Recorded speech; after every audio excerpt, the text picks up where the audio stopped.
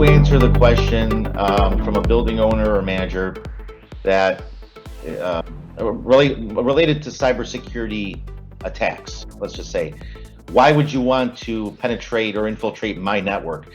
I mean, most hackers are really going to focus on large, large venues or municipalities where they can really hit, we'll call it a jackpot, right? Why would you focus on a building? Why would a hacker focus on a building? Everybody would like to have, be able to bust into Fort Knox or, the Wells Fargo type of a bank or some major financial institution and just be able to walk in the front door, from a cybersecurity perspective, of course. But what we're talking about is if they have anything, if they think you have anything of value or that you would be willing to pay to have it back, even though they might not be able to take like credit card information, but if any organization had compromised their personal information, social security numbers, addresses, salaries, etc., how willing are you to get that back? There's going to be, a ransom for that. There's going to be a price for that. So they don't necessarily want to go for the biggest organizations possible. They want to go for the easiest organizations possible. And if they come by into some kind of obvious open target or low-hanging fruit, most hackers, I would imagine, go, well, all right, I've got nothing to do for the next, couple days. If they have 2 days off, by that time, they've got everything they want. I mean, it's crazy. But yeah, I mean, there are 300,000 just malware.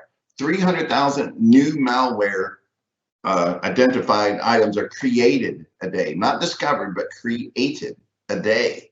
Somebody's always out there trying to put some type of what I would call like a sentinel or a bot or a sniffer or whatever in your environment, always looking for another avenue to travel. And so they don't have to stay logged in. Now, to answer your question about the penetration test, if they can do that, or if I can do that, they can do that. So if I find it first in your environment and I can close that door, then they can't do that, or at least it's much more difficult. Because every network, if I haven't said it yet, every single network is open to be infiltrated and compromised. The only way to keep your stuff safe is turn the power off and don't have it to where it can be discovered.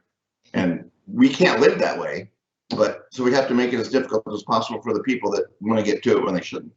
And going back to what I was saying earlier in the discussion, I truly believe most folks don't realize the vulnerabilities that they are falling victim to or presenting at the time. I've been mostly an optimist. I think most people are not malicious or have negative intent. I think they just don't understand cybersecurity. And it's like anything else. I even use this analogy with my son. I have a 19-year-old son. Whenever he took his written driving test, he got 100%, right? He was good. He had his driver's permit. And then he was not comfortable driving. He knew everything about driving, but he'd never done it. So when we're talking to other people that aren't in cybersecurity, they understand what it means. They understand that it's important. They have no idea how to go about addressing cyber issues, what it really means if they are vulnerable, and how to mitigate and prevent, not to mention just respond if something bad does happen. There's a lot of steps to this.